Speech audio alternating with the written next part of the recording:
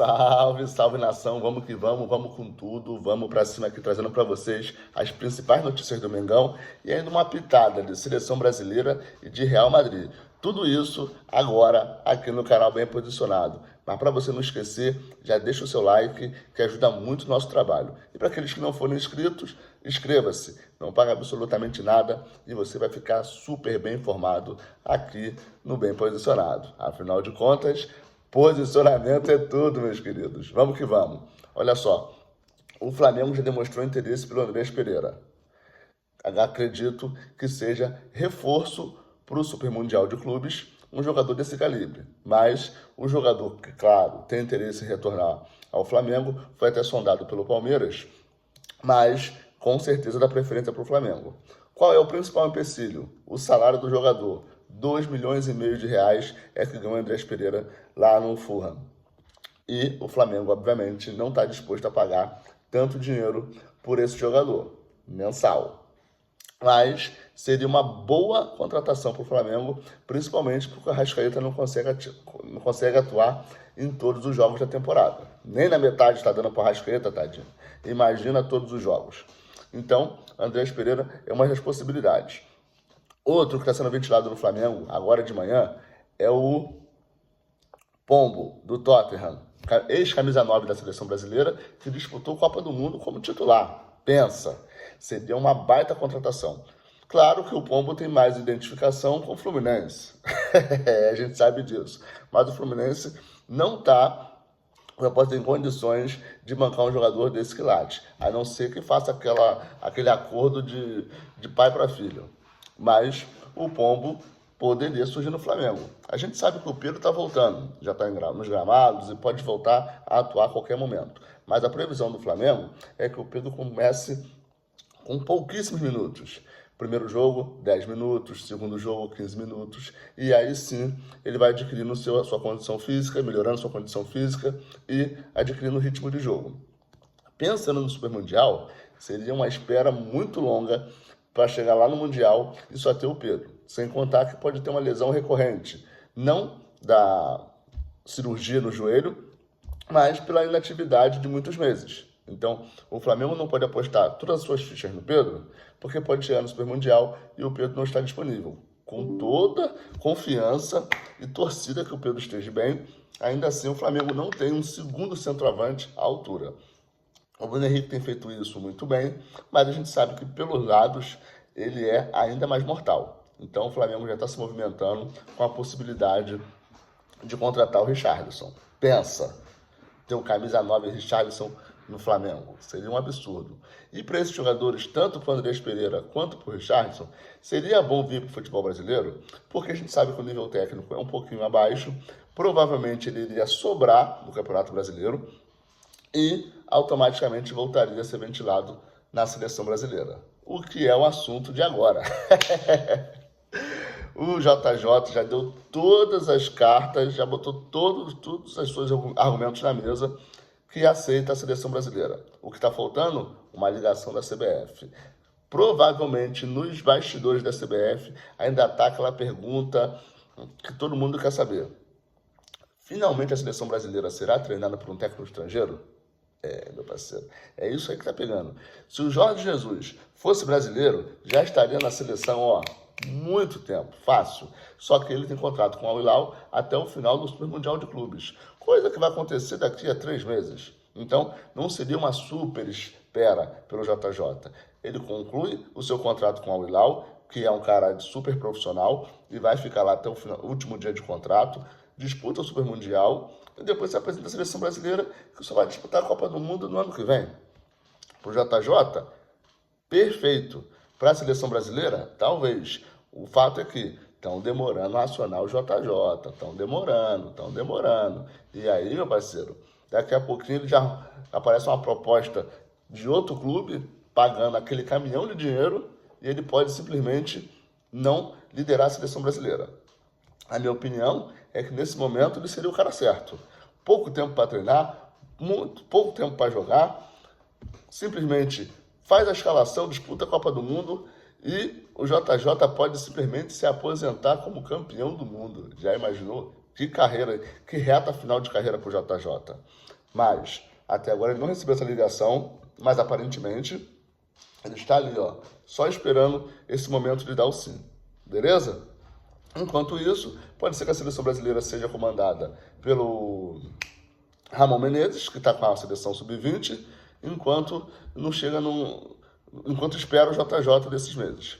Outro cotado para a seleção brasileira é o Arthur Jorge, o técnico do Botafogo no ano passado, que ganhou tudo, então está em alta também. Esse eu já tenho menos simpatia, mas tá ali também no bolo. E ainda tem o Renato Gaúcho aí pelas praias do Rio, desempregado. E não que vai retornar, o Mano Menezes também está desempregado aí, aceitando qualquer convite. Já imaginou? Demitido do Fluminense para a seleção brasileira? O Mano Menezes, que já foi técnico da seleção brasileira em outros tempos, mas está sem moral para assumir esse cargo. Falando um pouquinho de Campeonato Brasileiro, hoje começa Hoje não.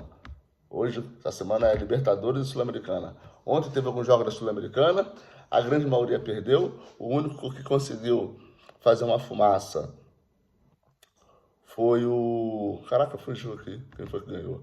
O Fortaleza perdeu, o Atlético Mineiro perdeu, todo mundo lascado.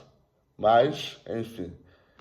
A próxima rodada do Campeonato Brasileiro vai ser no final de semana. E aí a gente tem simplesmente um bom jogo, Corinthians e Vasco, lá na Neoquímica Arena, vai ser um jogaço. Tem Ceará e Grêmio, lá no Ceará, na casa do Ceará. Botafogo e Juventude, outro jogaço.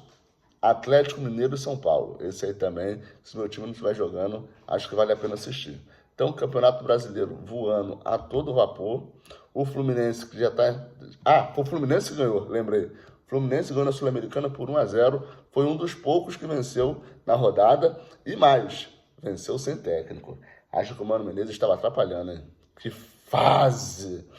Outro jogaço no domingo, às 18h30. Internacional e Cruzeiro, então assim, o Inter já empatou com a gente aqui, agora recebe o Cruzeiro em casa, o Cruzeiro venceu em casa, agora vai para cima do Inter, o Cruzeiro que não venceu na Sul-Americana, então o clima já deve estar começando a esquentar de novo lá no Cruzeiro, com a possibilidade de não ganhar a Sul-Americana, já começou tropeçando.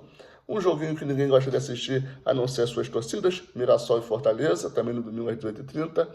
E o nosso querido duelo dos rubro-negros, Vitória e Flamengo às 18h30. E mais, a diretoria do Flamengo está num papo absurdo com o Felipe Luiz para decidir quem vai para o jogo contra o Tátira e quem vai ser poupado para o jogo contra o Vitória. Por exemplo, o Gerson não está 100%, provavelmente nem viaja, para poder se preparar melhor para esse jogo contra o Vitória. A Arrascaeta nem se fala. Então, além dos lesionados, ainda está rolando zum no Flamengo, se vale a pena poupar alguns jogadores, acreditando que o Tátira é um time muito mais fraco que o Flamengo, mesmo jogando seus domínios. O Felipe Luiz pode ter que fazer um time mistão contra o Tátira para poder ir com força máxima para cima do Vitória. Porque o Campeonato Brasileiro, não adianta na reta final tu querer ganhar Super Clássico, querer ganhar de Inter, querer ganhar dos caras que estão lá em cima na tabela. O Campeonato Brasileiro é cada jogo uma final. E o Flamengo está tratando esse jogo contra o Vitória nesse nível.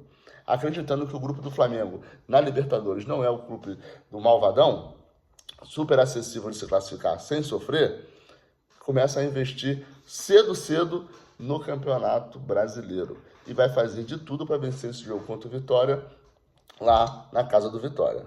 O pessoal está reclamando muito do valor dos ingressos, principalmente para visitante, R$ 200 sem direito a meia. Já a diretoria do Flamengo já está retrucando de volta em relação a esses preços. Se a minha torcida tiver que pagar R$ 200 toda vez que for jogar fora, tá tudo bem. Mas os visitantes que vierem aqui no Maracanã também vão ter que pagar R$ 200. Realmente, R$ 200 é um valor muito alto para o ingresso, até porque normalmente a gente vai com a família, vai com os amigos. Então, imagina um pai de família que tem 2 filhos, leva a esposa, os 2 filhos num jogo. Caraca, R$ 200 cada ingresso? Normalmente, pelo menos as crianças pagariam meia, mas isso não está sendo possível.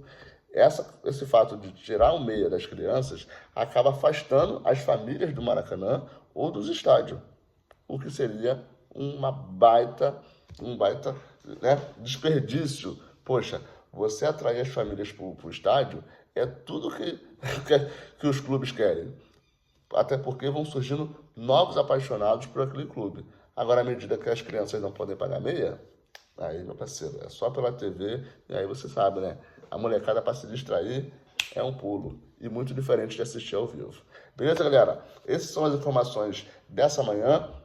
O Flamengo entra em campo amanhã pela Libertadores. E é claro, a gente vai estar aqui super bem posicionado para trazer provável escalação, possíveis lesionados, possíveis retornos e tudo o que acontece no Flamengo.